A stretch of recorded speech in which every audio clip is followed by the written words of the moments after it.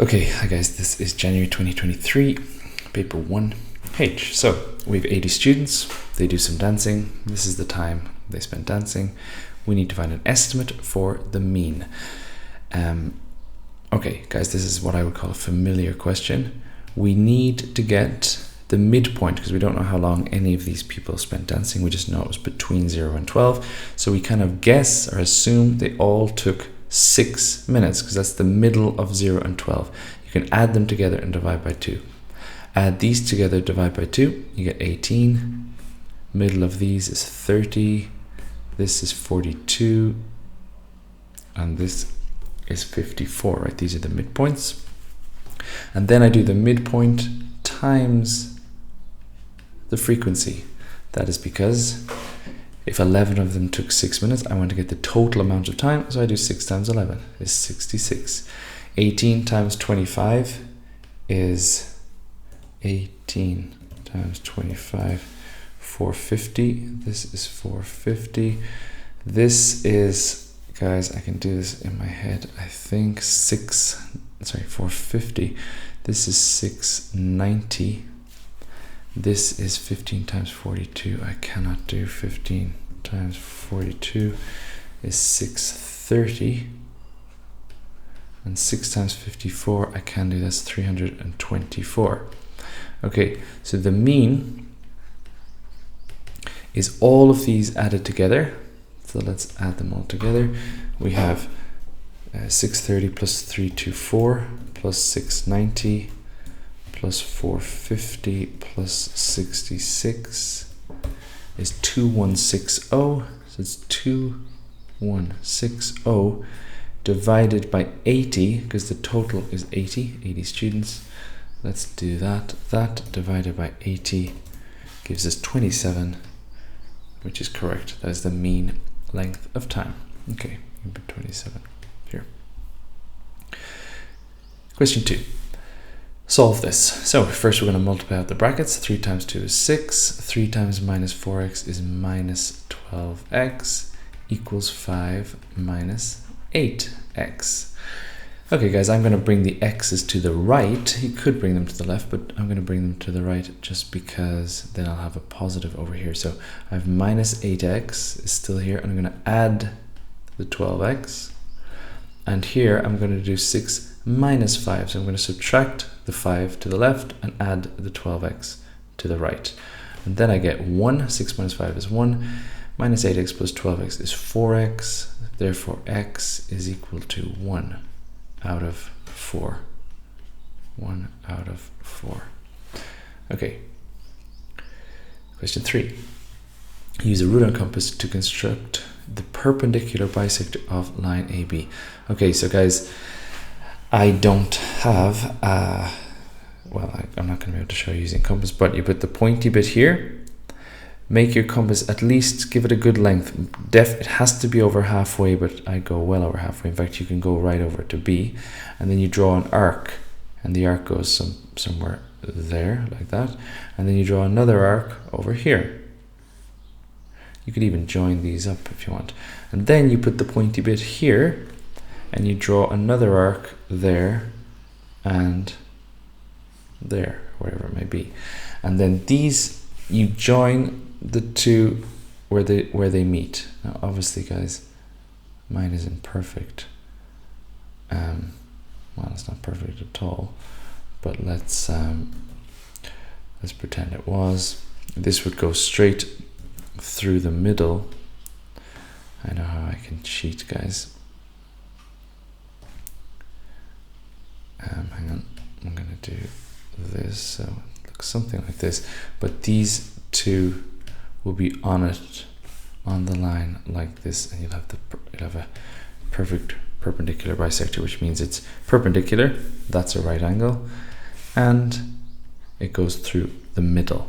If you don't put these arcs, guys, you get no marks, so make sure you put them. That's question 3. Question 4. Find the value of x. Okay, guys, this is a 1, 2, 3, 4, 5 sided shape. It's a pentagon. It says it here. That means I do 3 times 180 equals 540. You always do, it's the formula is n minus 2 times 180. So number of sides, subtract 2 times 180, because there's that many triangles.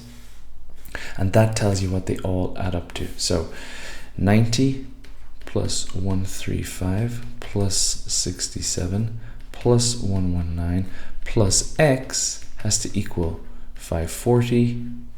Then x is equal to 540 minus this, minus this, minus this, minus this, which is 129, guys. Obviously, you can use your calculator, and it's in degrees. Okay, that's question 4. Question 5.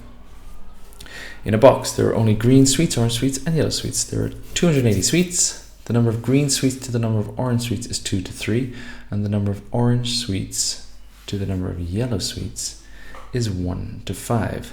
Work out how many green sweets. Okay, this is actually tricky, guys.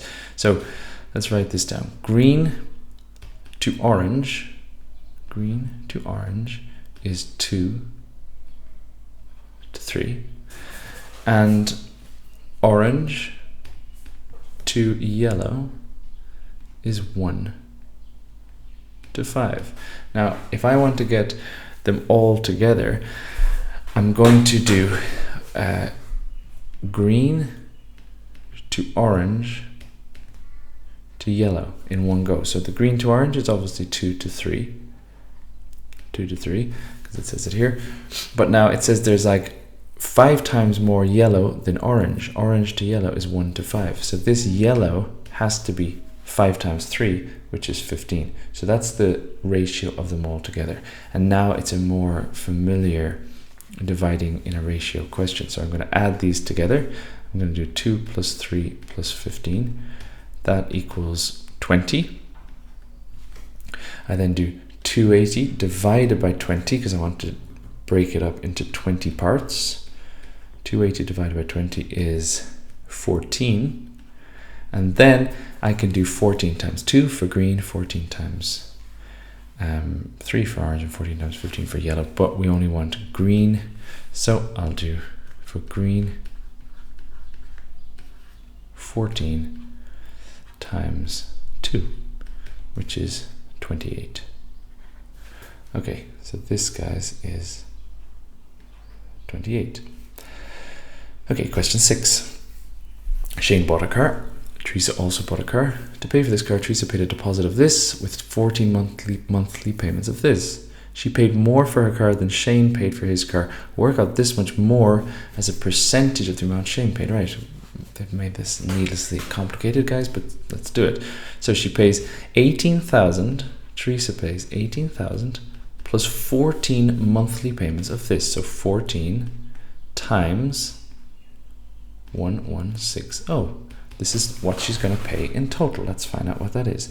18,000 plus 14 times 1160. 34240. 34240. So she has paid more than Shane. How much more did she pay? Well, she paid 34240 minus 32000, which is 2,240 more than him. And it says work out this as how much more as a percentage of what he paid. So we get our difference, 2,240, put it out of what Shane paid, 32,000, and multiply by 100 to make it into a percentage. And this is 2,240 divided by 32000 times 100 is 7 exactly. So this is 7%. Okay. Part B. Kyle bought a van. After 1 year, the value of the van was this. During this 1 year, the value of the van decreased by 15%. Work out the value he bought, right? So this is a reverse percentages question, guys. These are always tricky. This is how I do it. I get X is the amount he bought. He bought it for. So this is what I'm trying to find.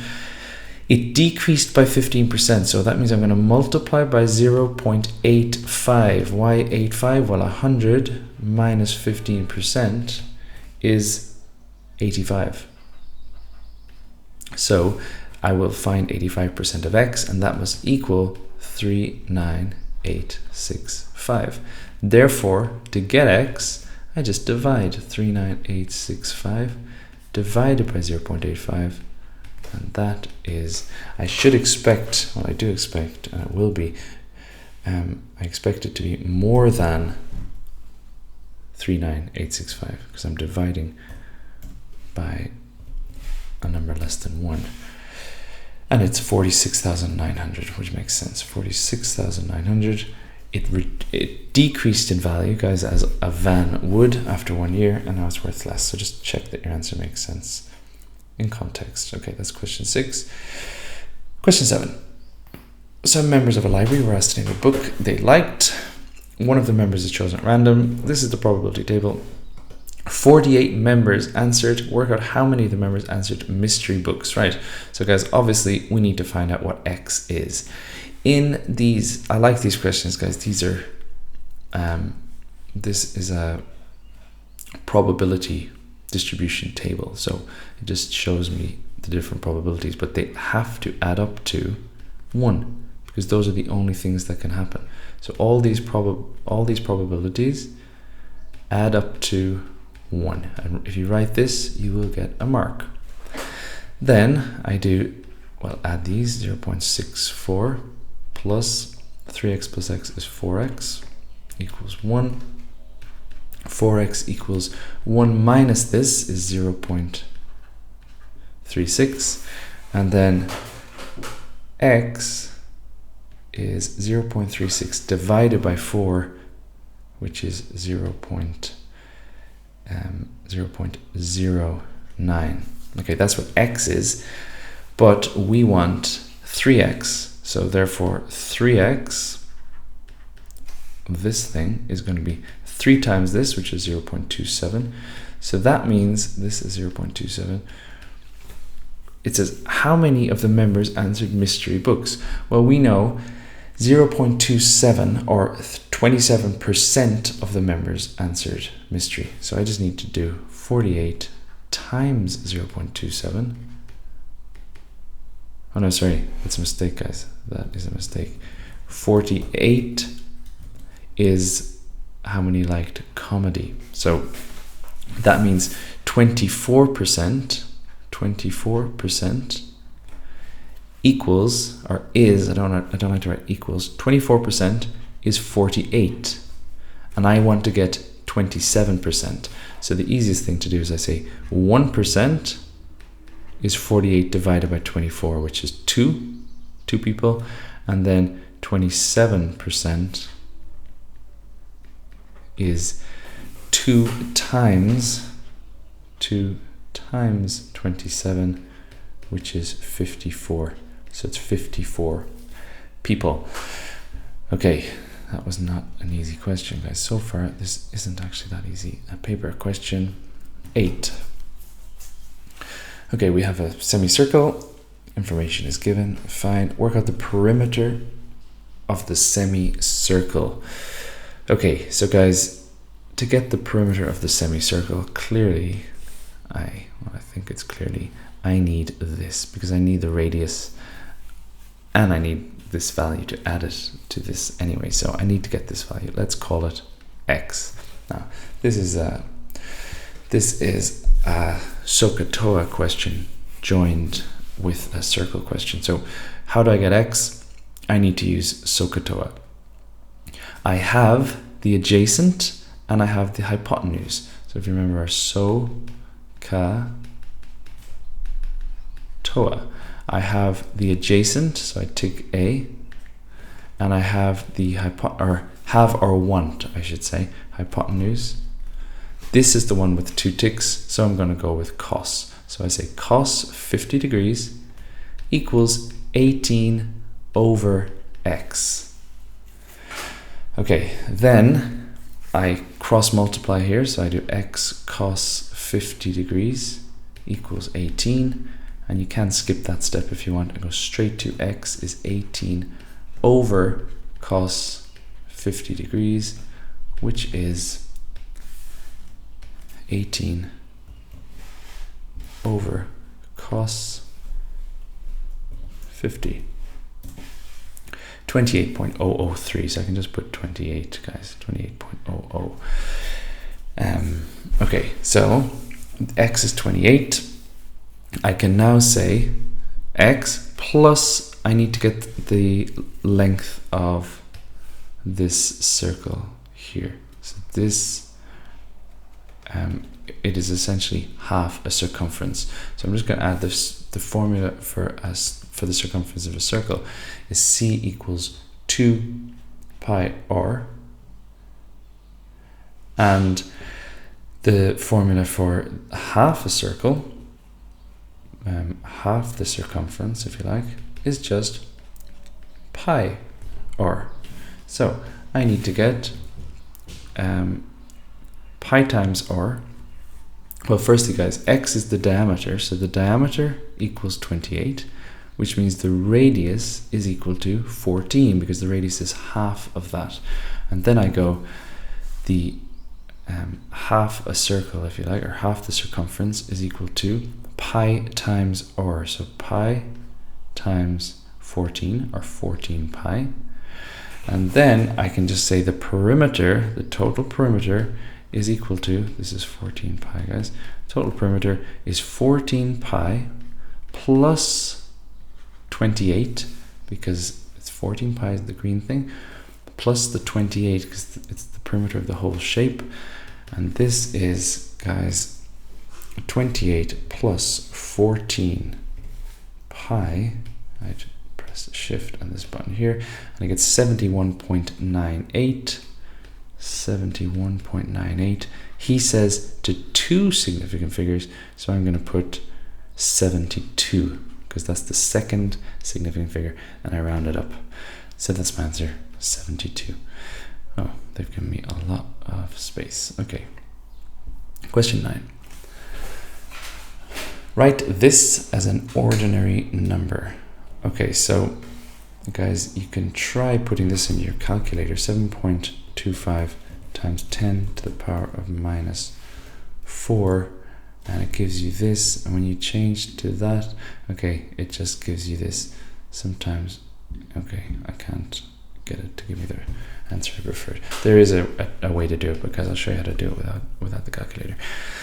So it's going to be 0.000 something, so many amount of zeros, 0.625. So what I do is I do 0, 0, 0, just put enough. There's definitely not going to be more than that. And then 625. And then I go, right, we're at 6.25 here. That's my 6.25. And we're going to go back 4. So 4 jumps. 1, 2, 3, 4. So our point is going to go there.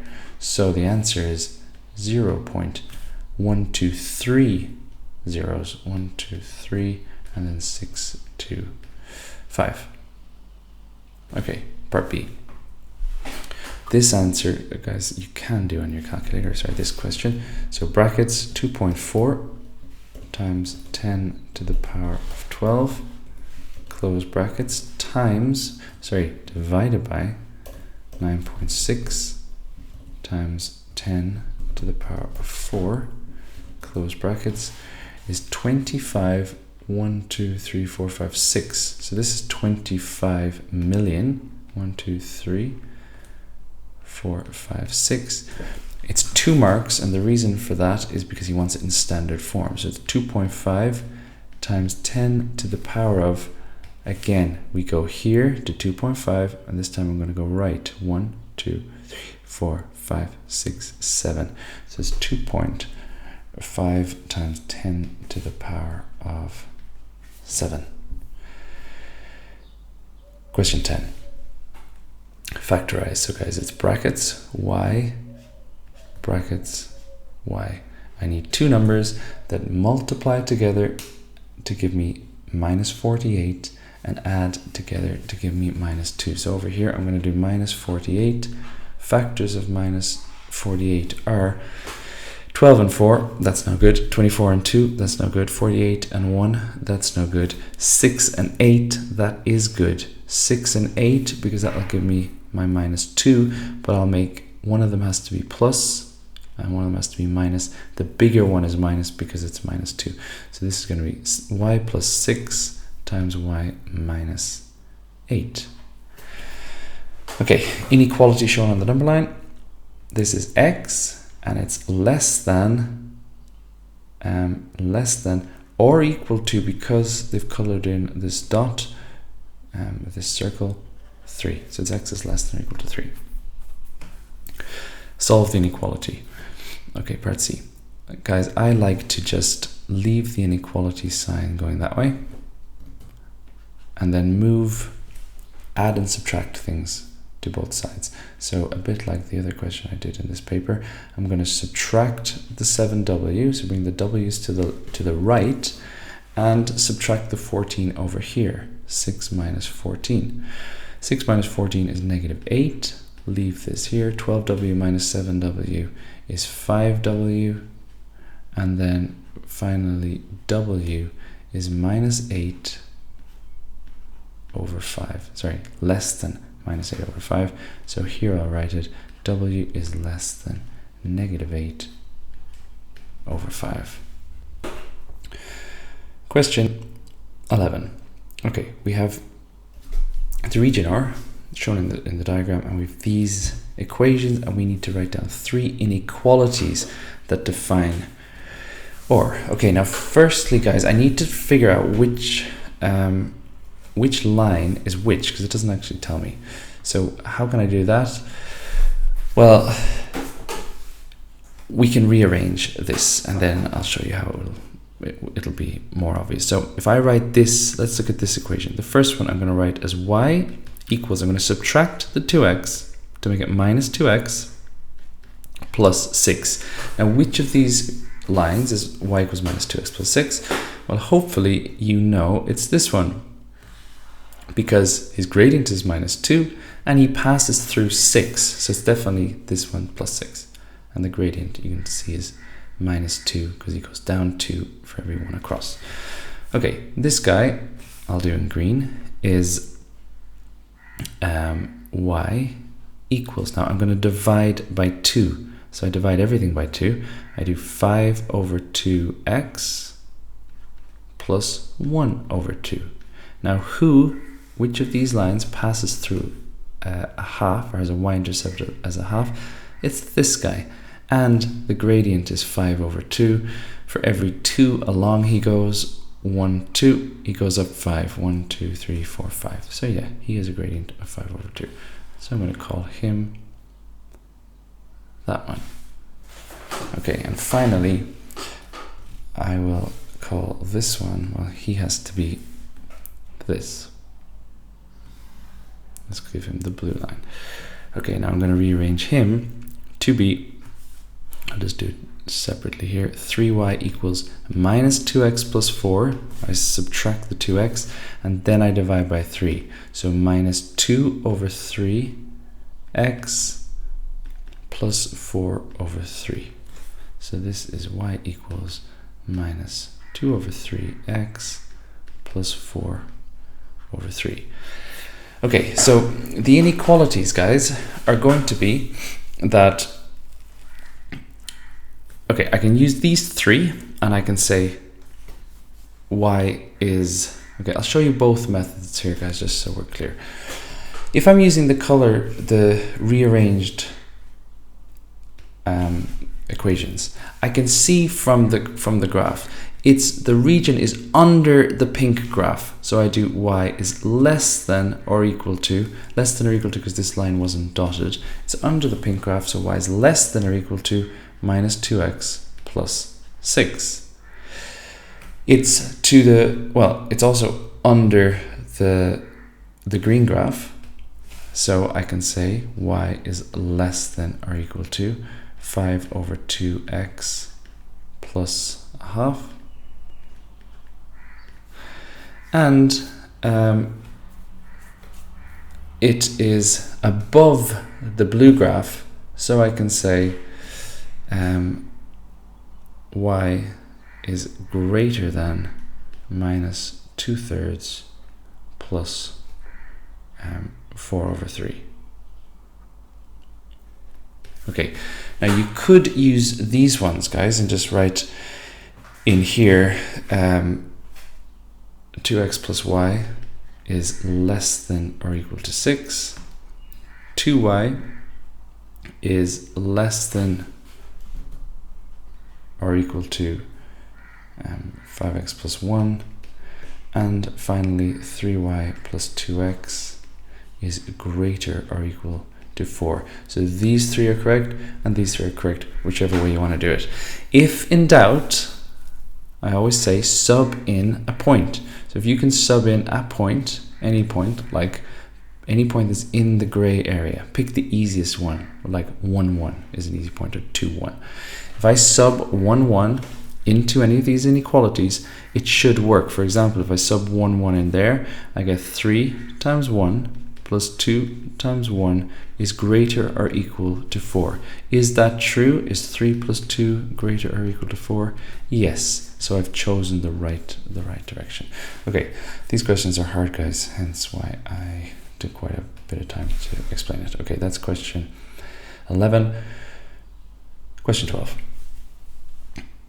Find the value of m. This is 1 mark. Basically, we just need to add these two fractions. So it's 3 to the power of a half times 3 to the power of 2/5 is equal to 3 to the power of a half plus 2/5. Now, because it's 1 mark, guys, I don't have to show my working. So it's 1/2 plus, well, I don't have to show my common denominator stuff, but it's 9/10. So this m is equal to 9/10.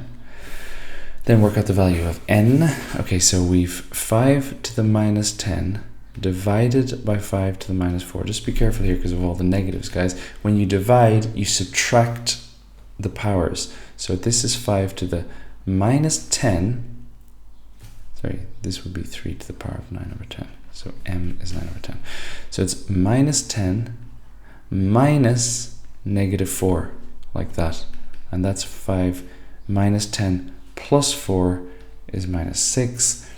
So n is equal to minus 6.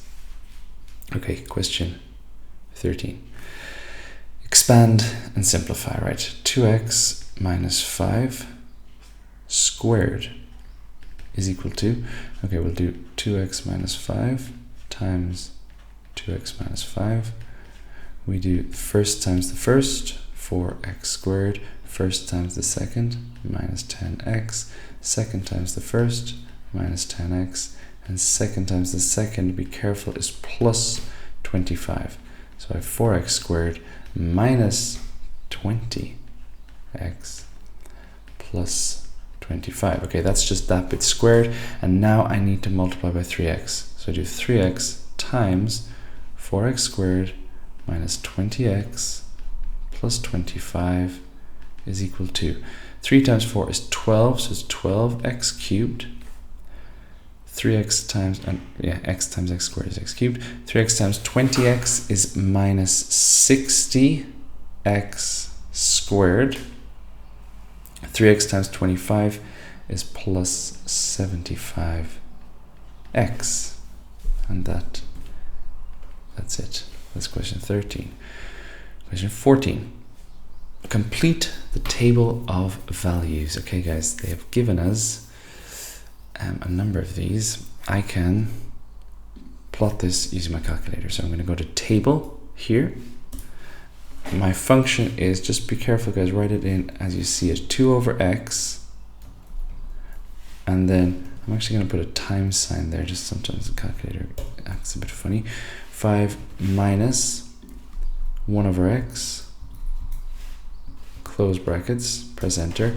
G of x, ignore, because I'm only doing for one function.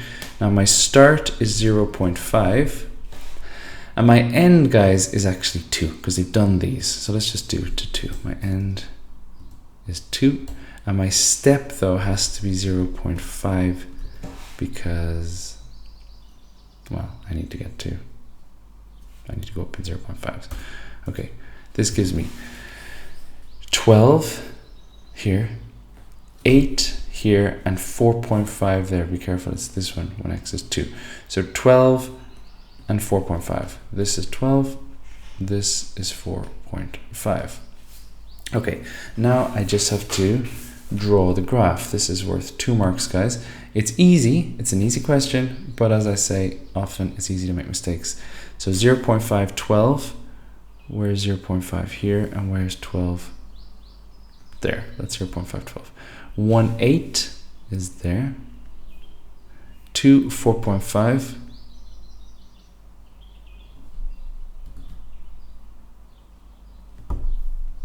3, 3.1. 3, 3.1 is there, because these are going up in 0.2s, guys. 4, 2.4, 2.4, and 5 is 1.9, which would be here.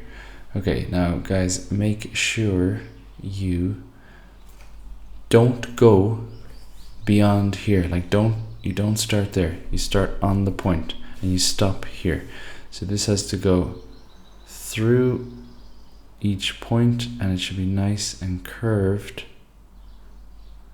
Guys, I always say do it better than I can do it, because I struggle with this thing that I'm using. Okay, let's see if this works. Okay, you see the program I use actually draws a quadratic, and this isn't a quadratic. So just try and draw it better than me, guys. Through that point, through that point. No, this is the bit that's getting me. Okay, through there,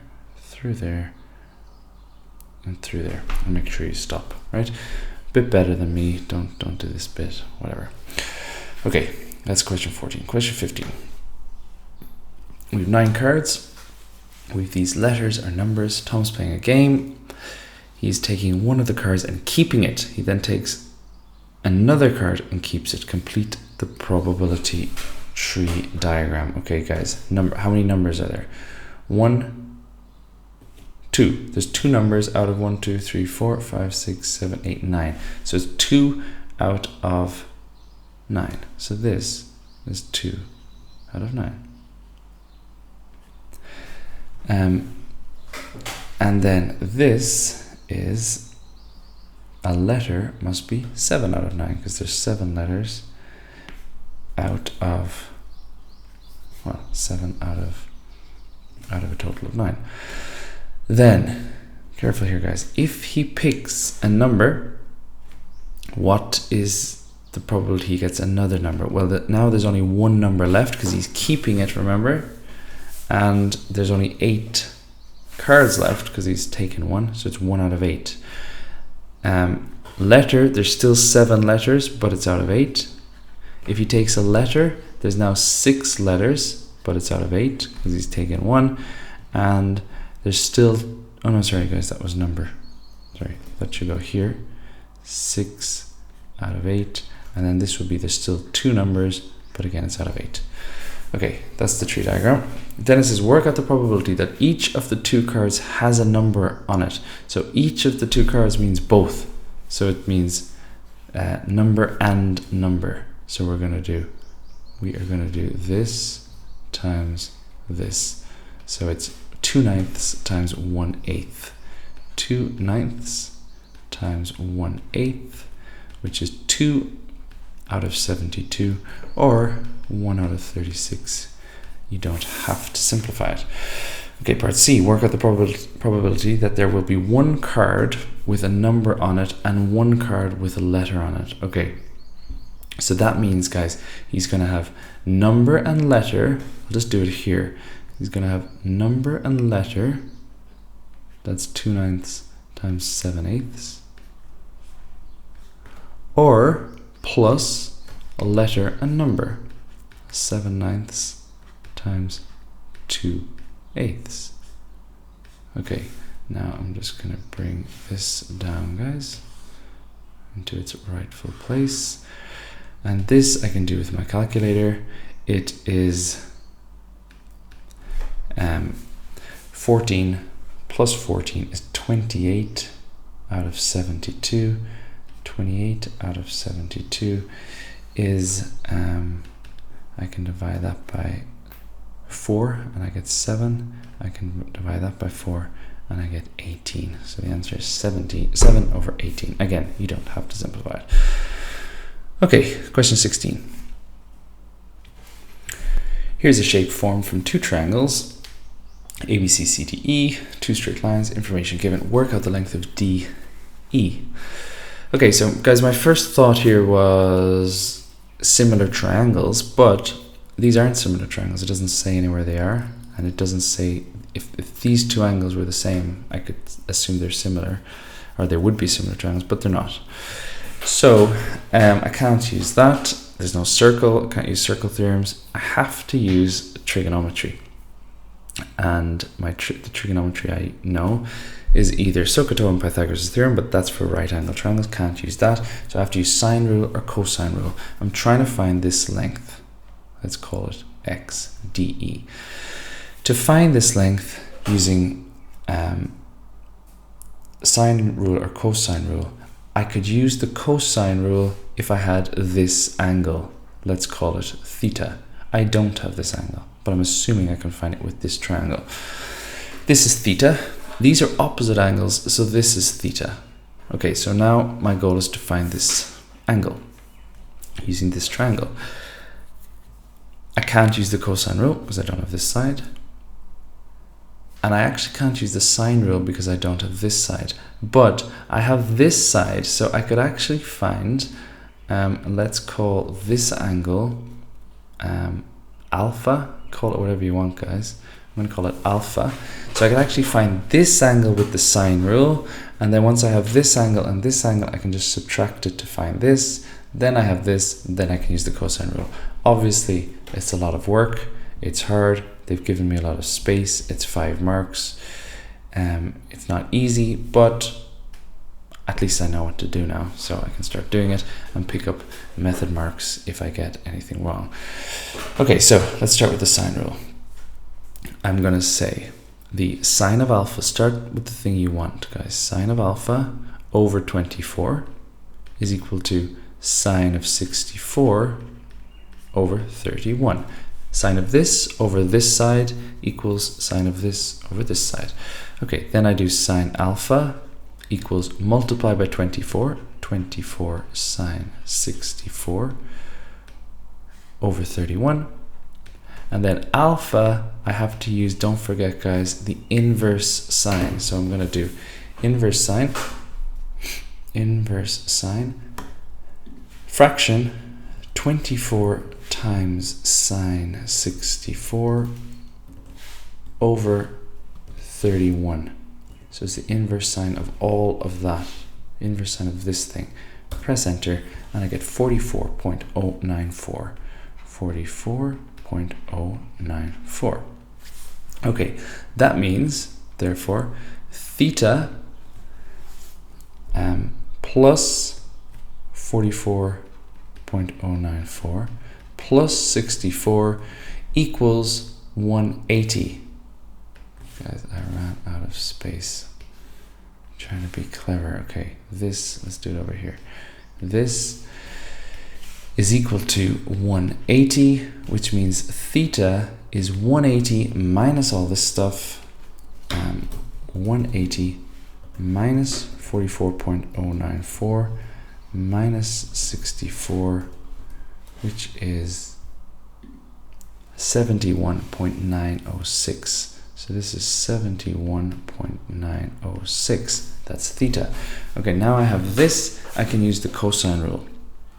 Cosine rule is x squared equals 16 squared plus 19 squared minus 2 times 16 times 19 times cos of the angle, which is 71.906. Okay, and then I get x is just the square root of all of this. So square root 16 squared plus 19 squared minus 2 times 16 times 19 times cos 71.906, close brackets, press enter, and I get a nice answer of 20.692. 20.692, approximately equal to 20.7. And that is correct, guys, and that is centimeters, I guess. Okay, tricky question. Question 17. Y is inversely proportional to root x. Y equals c to the 4 when x equals c squared. Find a formula for y in terms of x and c. Okay, so y is inversely proportional to root x. So guys, my first line is to write y equals k. I have to bring in a k in these proportional questions. K over root x. Now I'm going to find k. I'm going to find k by subbing in the information they give us. So y is c to the 4 when x is c squared. So root c squared. Now guys, what is root c squared? Well, hopefully you know this. It's c. The square root of something squared is just itself. So this is c. And now I'm going to multiply across by this c. So c to the 4 times c is c to the 5. So k is now c to the 5. And now I have y is equal to, oh, and actually guys, I think I'm done. Y is equal to c to the 5 over root x, because I know y is k over root x. K is c to the 5, so it's c to the 5 over root x, and that is in its simplest form. Okay, that's done. Y equals c to the 5 over root x. Okay, question 18. The function f is such that f of x is this. Express the inverse function in this form. It's only 1 mark, guys. So the inverse function, well, let me show you something. To find the inverse function, normally we well, this is what we're going to do here as well. Let y equals k over x. Then we swap x and y, so x equals k over y, and then we rearrange to get y. Now look, when I rearrange to get y, I just get y is equal to k over x. So the inverse function is just the same thing. It's k over x. This is called a reciprocal function, and it is the reciprocal function 1 over x or k over x it's called a self-inverse function. It has the same inverse, but you don't even need to know that. You can just do it the same way, but that's why it's only worth 1 mark.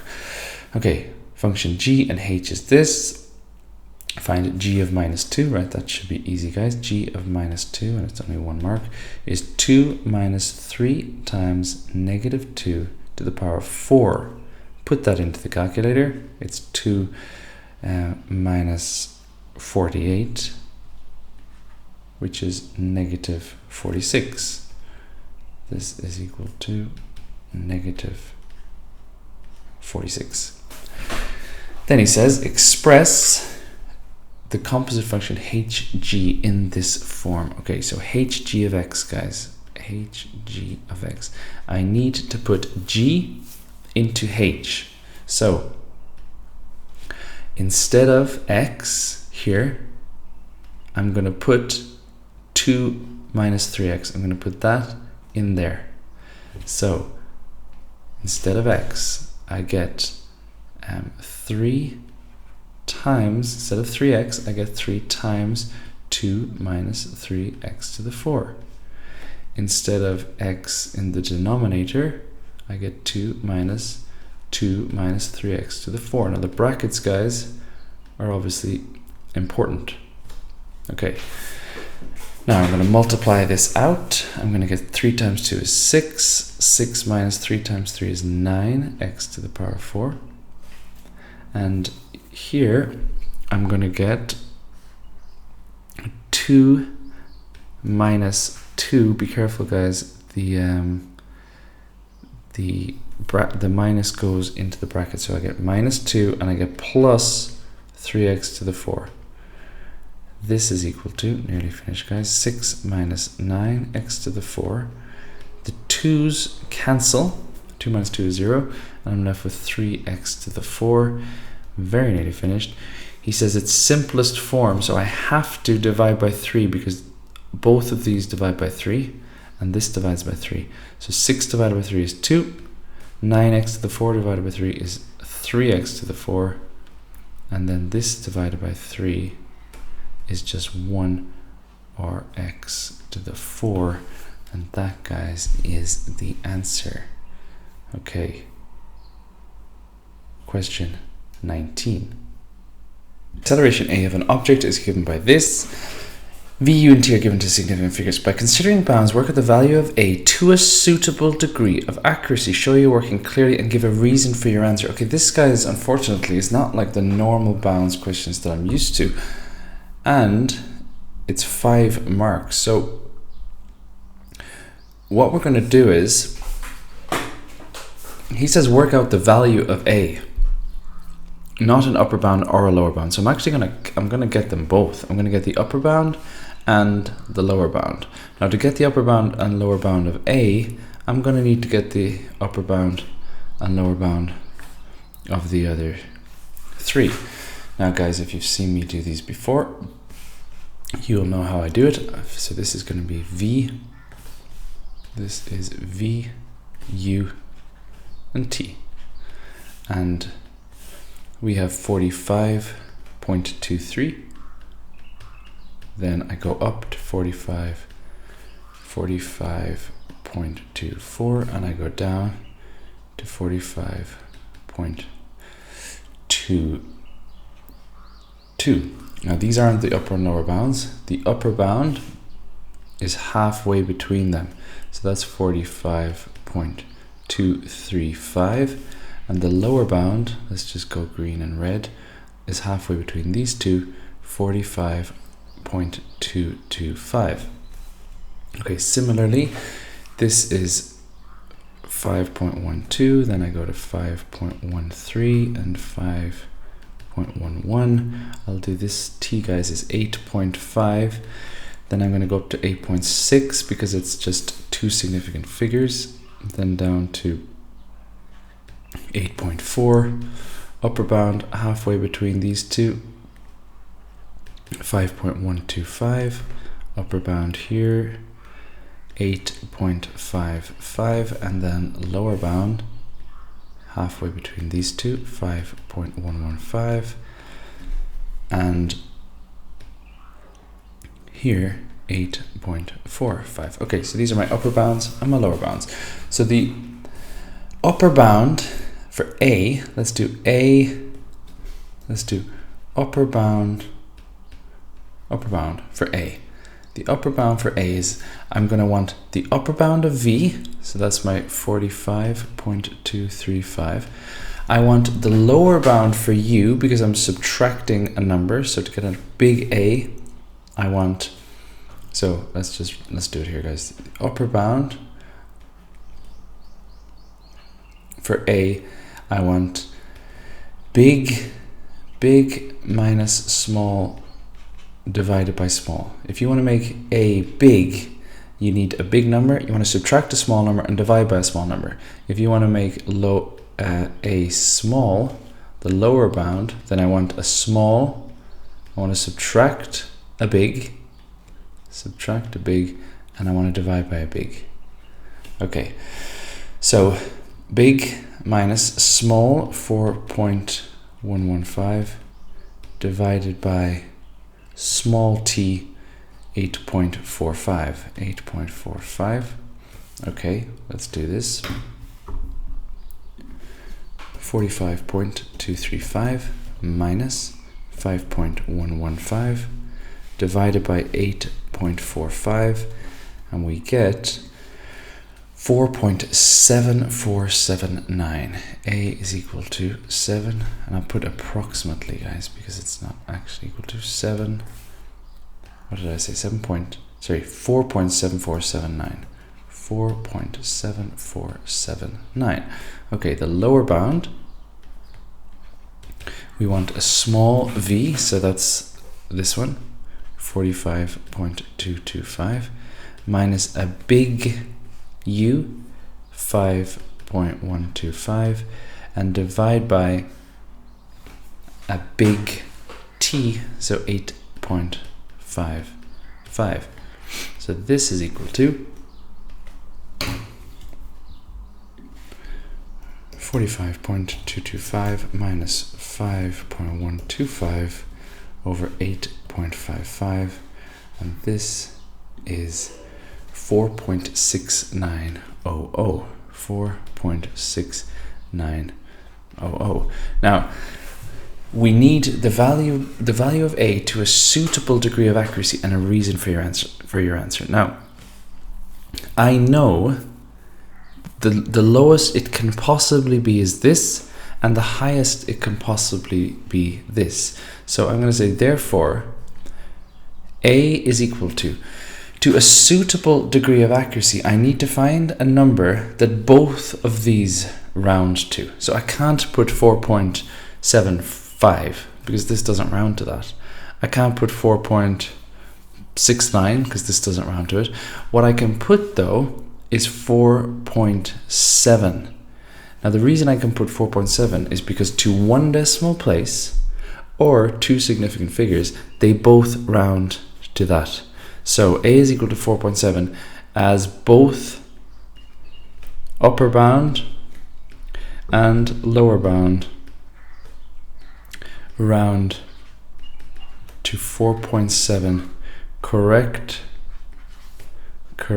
to let's just say one decimal place. One decimal place. You could say two significant figures, but it's the same thing. One decimal place. Okay, that was tricky because I've never seen the mask in that way before. So anyway, there you go. That's how you do it. Question 20.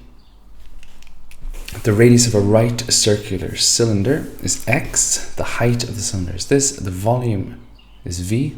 Find the maximum volume. Give your answer correct to the nearest whole number.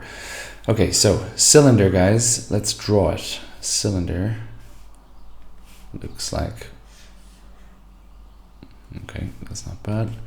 And then I want this.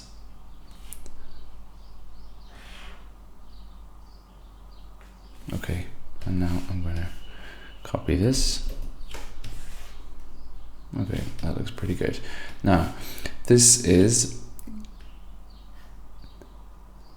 the radius, and the radius is x. So that value there is x. And the height is this. So that's our height is 800 minus x. Sorry, 800 over pi x minus x. Let me write that again, guys, because that x is important. So it's 800 over pi x minus x. Okay, the volume of a cylinder, guys, is pi r squared h. This, I believe, is in the formula booklet or the formula sheet. So in our example, it's pi, so the volume is equal to pi times x squared, because x is x squared, times h is 800 over pi x minus x, because this is the h, this value here, so pi r squared h. Now guys, by the way, this is a calculus question. I know it's calculus because of this word here, maximum. If you're trying to get a maximum, usually or often it's a calculus question. Now I'm going to multiply this out, right? So I'm going to get, let's do each term separately. I'll do pi x squared times 800, pi x squared times 800 over pi x, close the bracket, minus pi x cubed, because pi x squared times x is pi x cubed. Okay, this here, the pi's cancel just with these two, and one of the x's cancel. So x goes with that x squared. So I'm actually left with 800x. So this is 800x, and this is still minus pi x cubed. Okay, that's the volume. Now to get the maximum volume, I am going to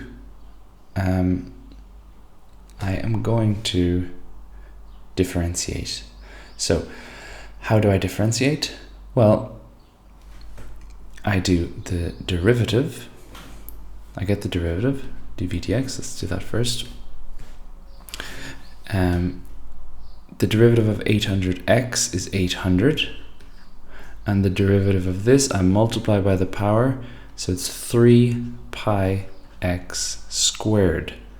Okay, this is the derivative. Now to get the maximum, I have to so the maximum occurs, this is one of the key points of calculus, guys. The max occurs when dv dx equals 0. The max or the min for that matter, but this is going to be a max.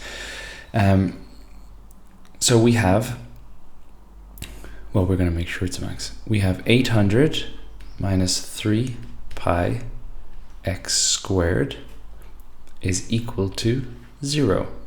Now I'm going to,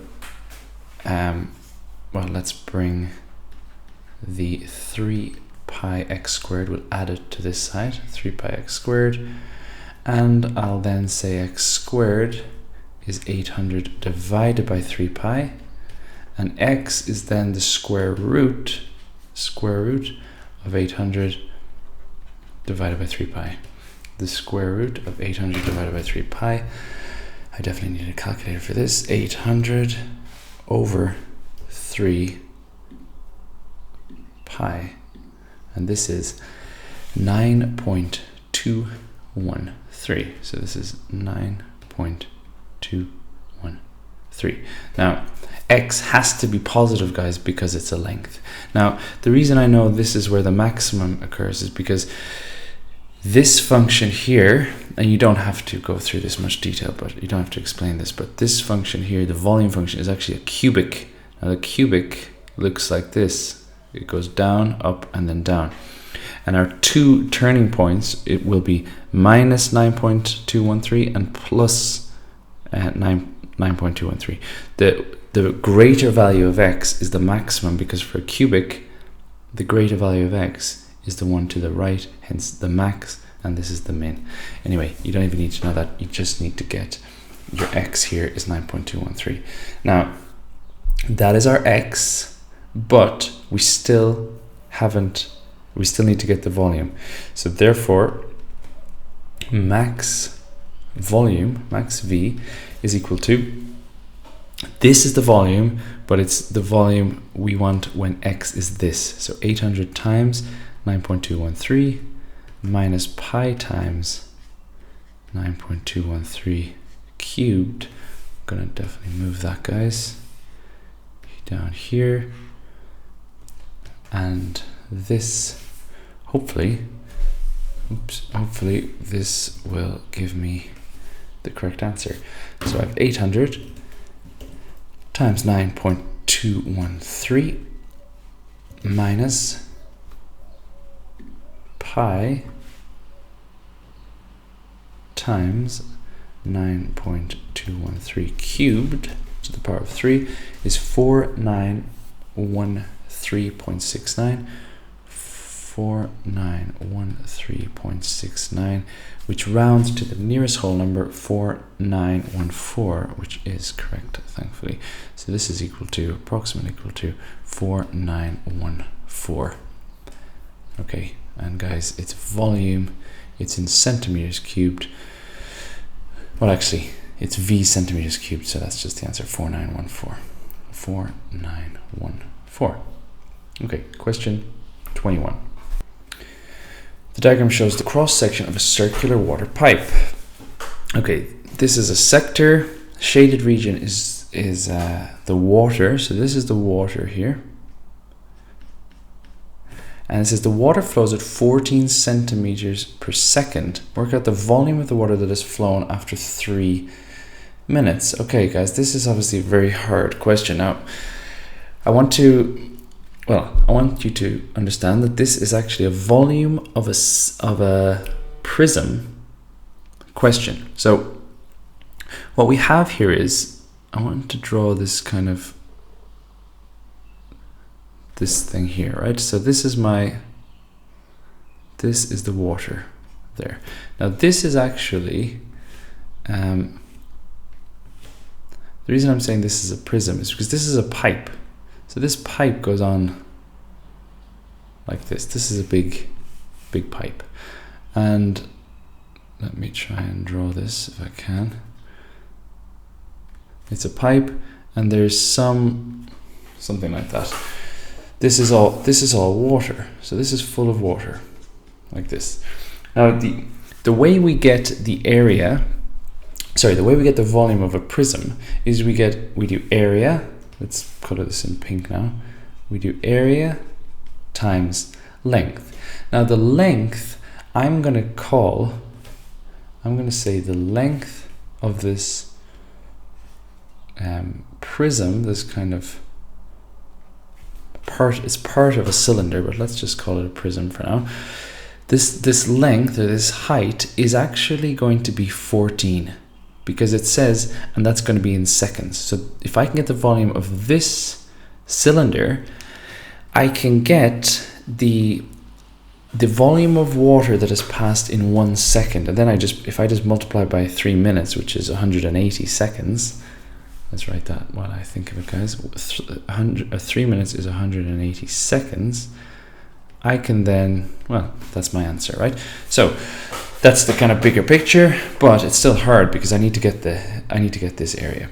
So this pink area here is this area. Now the way we get that area, so I'm just going to write here, volume equals area times height, or area times L. I forget which one they use, but it doesn't matter. It's the area times whatever you want to call that, the length. So the way we get this area, and this is also hard, is pink area. The pink area is equal to the area of the sector minus area of the triangle. Now this is what, like this shape, this pink shape is actually called a segment. And the way we get it is, we get the area of the full sector, this full sector here, and we subtract this triangle. And the way we get the triangle is using our half AB sine C, because this is also 4.8 because it's a radius. So let's get first, guys, the area of the sector.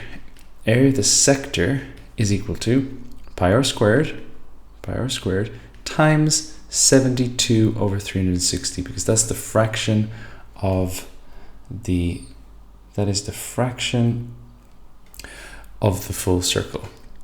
And our r, we now know, is 4.8, so it's pi times 4.8 squared times 72 over 360.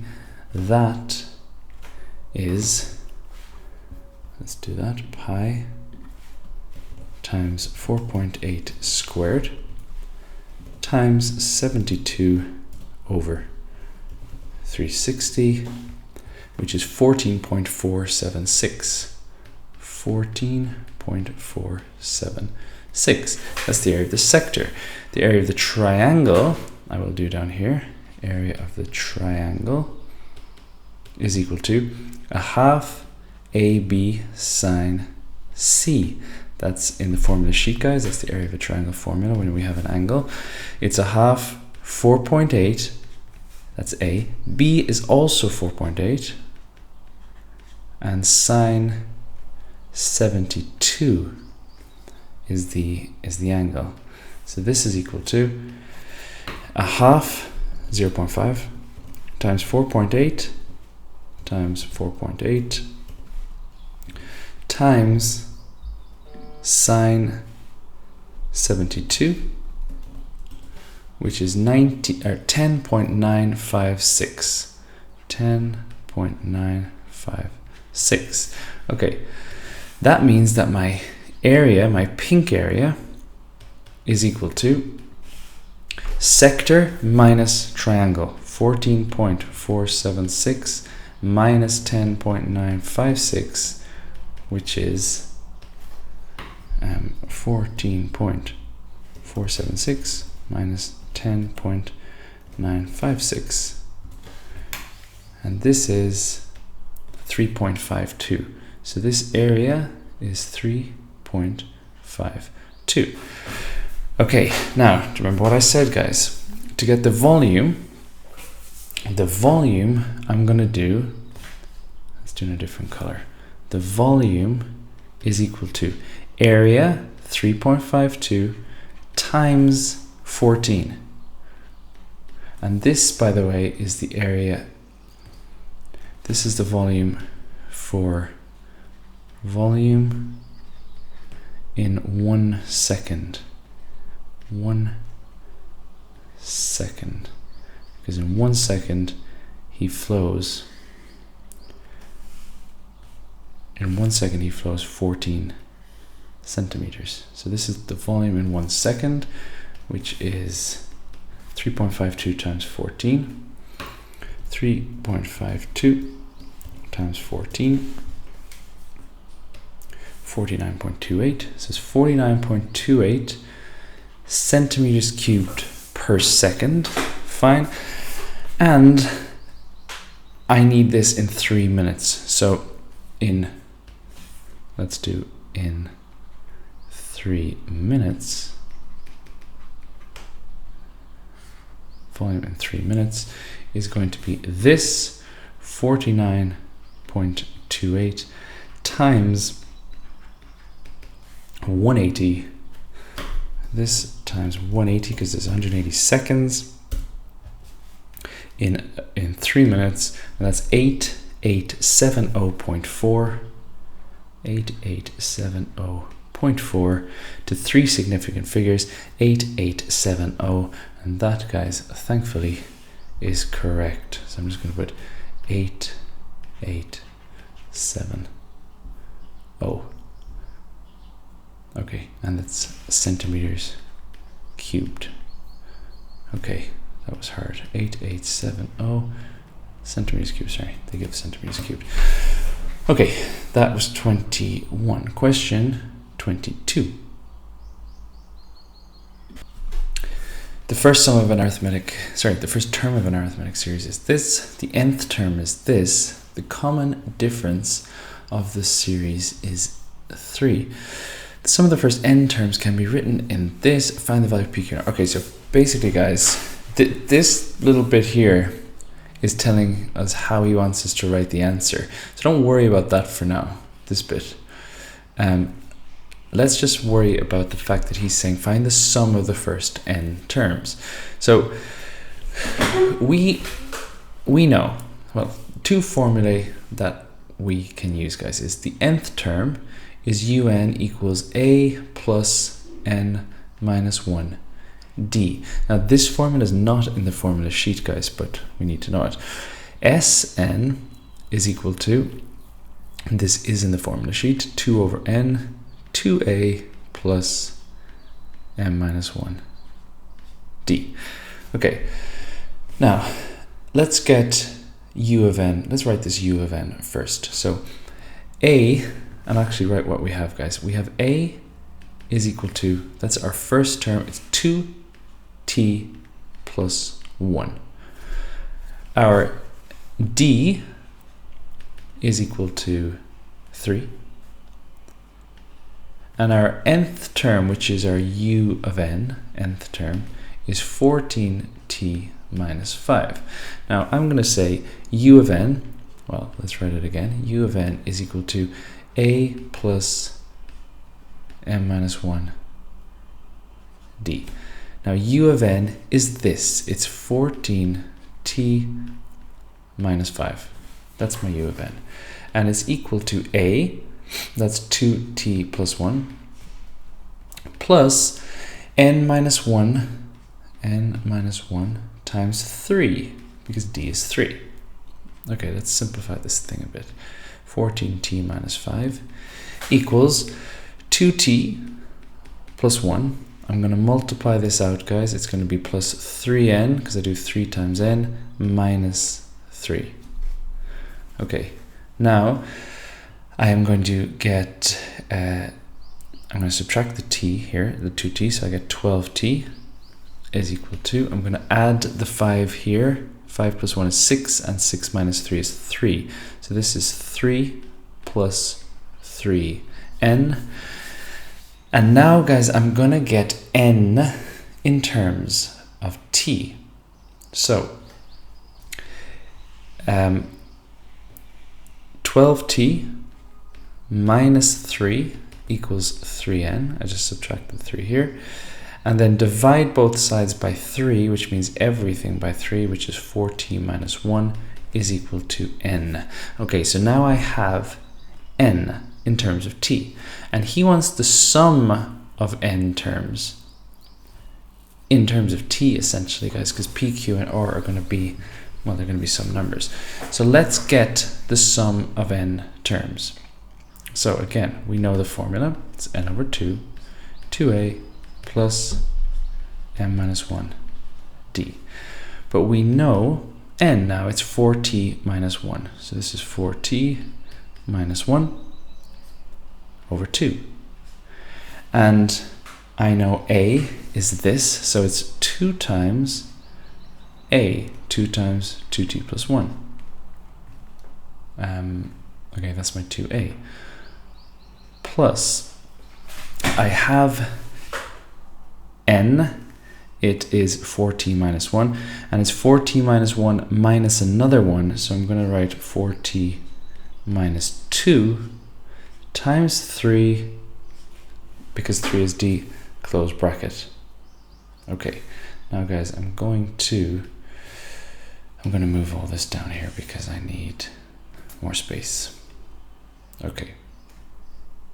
Now I am going to expand all this, but I'm just going to keep an eye on this answer. He wants it to be p times qt minus 1. So my answer has to be written like this: p times qt minus 1 to the power of r. Okay, so essentially I need to turn this into something like this. Now I can already see I have a 4t minus 1, so maybe that will have something to do with it.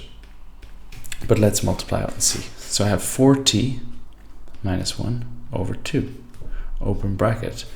This is 4t plus 2, 4t plus 2, because 2 times 2t is 4t, 2 times 1 is 2, plus 4t times 3 is 12t, minus 2 times 3 is minus 6, equals 4t minus 1 over 2, brackets. Let's simplify this.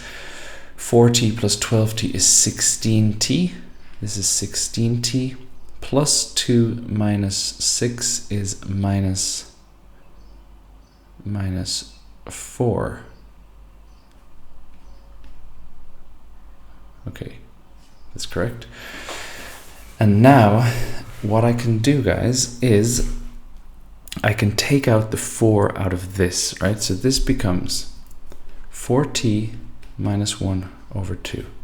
And now in here, I'm going to take out the 4 and I'm going to do 4t minus 1. So I'm essentially factorizing out the 4 here. Because 4 times 4t is 16t, 4 times minus 1 is minus 4. And then here I can do 2 into 2 goes once, and 2 into 4 goes 2 times.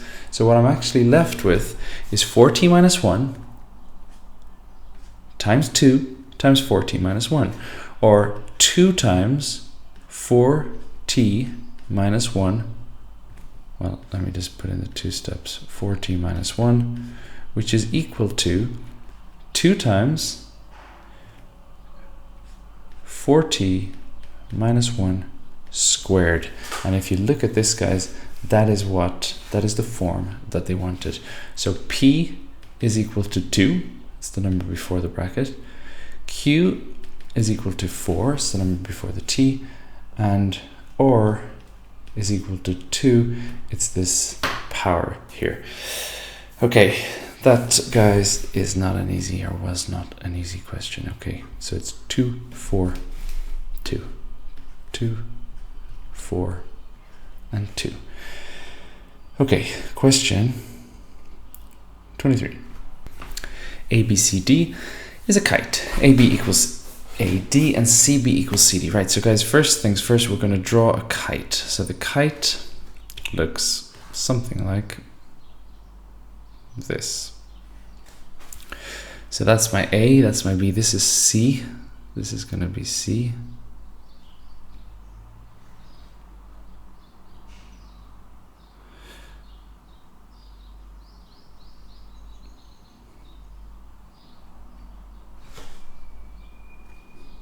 Okay, that will have to do. Okay, so that's a kite. So this is my A. That's right, A, B, C, and D. Now we know the coordinates of B is K1. So this is K, comma, 1. And D is 8, comma, 7. Okay. Now he says the line L passes through BD. So let's just draw a line straight through B and D. There we go.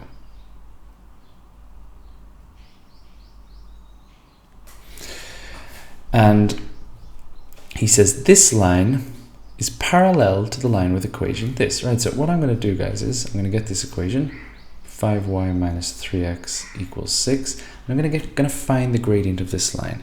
I can find it by rearranging. I'm going to say 5y is equal to add the 3x plus 6, and then y, let's move this over a bit, y is equal to 3 over 5, because I have to divide by 5, x plus 6 over 5. I divide everything by 5. But the gradient is now the m for gradient. The m of BD is equal to 3/5. And I know that because it says it's parallel to this. So this guy has the same gradient as this, hence 3 over 5. Okay, now this will help me find this point K, this coordinate K, because I can use the gradient formula. M is y2 minus y1, so y2 minus y1 over x2 minus x1 is equal to 3 over 5, because that's the gradient formula, and we know that's the gradient. Okay, now I have an equation with K. Let's solve it. Multiply across. So that's 7 minus 1 is 6. 6 times 5 is 30. 3 times this, 3 times 8 minus K. 30 equals 24 minus 3K. Add 3K over here. Subtract 30 here, minus 6. So K is equal to -2. Okay, nice. So we have K. K is equal to -2. So this is actually -2, 1. Okay, we are trying to find, though, an equation for AC. AC is this line here. Now, guys, because it's a kite, this is one of the properties of a kite. These two lines, the green and orange line, meet at right angles. That's one of the properties of a kite. So I now know the gradient of, let's say, M of AC. MAC is just the negative reciprocal of this. So it's actually -5 over 3. I flip this upside down and make it negative. Now I have the gradient AC. Okay, now I need to find the equation of the line. So to find the equation of a line, I need, let me just move this here. I need a point. And the way I'm going to get a point is I'm going to find this midpoint. So let me just write here, midpoint. That will get me this point, because I have the gradient of this line, but I don't have a point on the line. To get the point on the line, I use the gradient formula. Now the gradient formula is x1 plus x2 over 2. So I just half the x's, x1 plus x2 over 2, comma, and then I half the y's, 1 plus 7 over 2. And this gives me minus 2 plus 8 is 6 over 2 is 3, and 8 over 2 is 4. Okay, nice. So now I have the midpoint, which is 3, 4. Okay, so good news. I have the gradient of AC, and I have a point on AC. That means I can find the equation of the line. So, therefore, y equals mx plus c. That is the equation, the general equation of the line. I'm going to sub in my point and my gradient. So y is 4. My gradient is minus 5 over 3. My x is 3. And my c is what I don't know. So we're going to find c. This cancels, the 3 and the 3 cancel, so c is just equal to 9, because I'm going to do 4 plus 5, which is 9. Okay, nearly finished, guys. Let me move down here. If c is 9, y is equal to mx minus 5 over 3x, that's still my mx, plus 9, because my c is 9. He wants it, guys, in this form, px plus qy equals r. So these are integers here, so he doesn't want a fraction. So how do I remove a fraction? I multiply. Multiply by 3, 3y. Multiply by 3 means this 3 disappears from the denominator, but I have to multiply this by 3, which is 27. Nearly finished. Add the 5x over here, 5x, plus 3y equals 27. And that is it, guys. Okay, so that's another very challenging question. That is question 23. Okay, that's the answer. Question 24. Okay, we have OA, ED is a quadrilateral. We're given this, which is marked on the diagram. It says AB to BD is 1 to 2. And the point C is on a line such that OCE is a straight line. So that means this, guys, is a straight line, and it goes through C. So this point, it doesn't look like it's on it, but this point C is on this line. Okay, now I'm going to start by trying to get this OE vector. Okay, the way I'm going to get it is I need to go from O to E. I can go from O to A, then A to D, and then D to E. What I don't have is AD, but I can find it because of this thing here. I'll start by finding AB. AB is minus 2A plus 2B. Minus 2A plus 2B. That's because I'm going against the arrow, minus 2A plus 2B. Okay, that's AB. But the vector AB to BD, or the distance from AB to BD, is in the ratio 1 to 2. So that means BD has to be double this. So minus 4A plus 4B. And that means AD has to be this plus this, because it's AB plus BD. So that's minus 6A plus 6B. Okay, so now we have AD. So that means I can find OE. I'm going to write it here. OE is, well, I'll write it as first OA, then AD, and then DE. Okay, OA, I know it's 2A. AD, I now know it's this, so it's minus 6A plus 6B. And DE, I also know it's this. It's 7a plus 3b. Simplify this, I get 2a minus 6a is minus 4a plus 7, so that's 3a. And 6b plus 3b is 9b. So it's 3a plus 9b. Okay, next thing. I need to now involve c. So I'm going to say, right, how do I get from O to C? Well, to get from O to C, I'm going to get from O to C, I'm going to do two things. I can either say it's some fraction of this, and that's actually let's start with that. It's some fraction of OE. Let's call it lambda.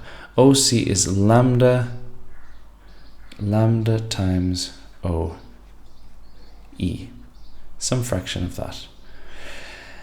And it's also, I can also get to C by going from OA to AC. So it's some fraction of that. That's the first method. So if you remember, when we do these questions, guys, we try to get to the same place in two different ways. One of them is going up like that. The other method is to go this way, there, and over to C. Now that would give me, let's write here, OC. That would give me 2a, because I'm going to go up that way, plus some fraction of AB. So I'm going to do mu times, well, let's write the full thing first, guys. It's OA plus AC. And OA is 2a, and AC is again some fraction of AB, but this time I'm going to call it mu because it's a different fraction. So it's some fraction of AC. Let's call it AC I know. It's some fraction of AB. AC is some fraction of AB, and AB is minus 2a plus 2b. Now I'm going to just multiply this out. 2a minus 2 mu a plus 2 mu b. Okay, now I can use this, guys, I can use these two equations because these are the same. They're both OC. And sorry, guys, I never actually finished getting this one. So it's lambda times OE, and OE is 3a plus 9b. So this is 3 lambda a plus 9 lambda b. Okay, now I'm going to do the trick, guys, where I highlight a few things. My 3 lambda here must equal my 2 minus 2 mu.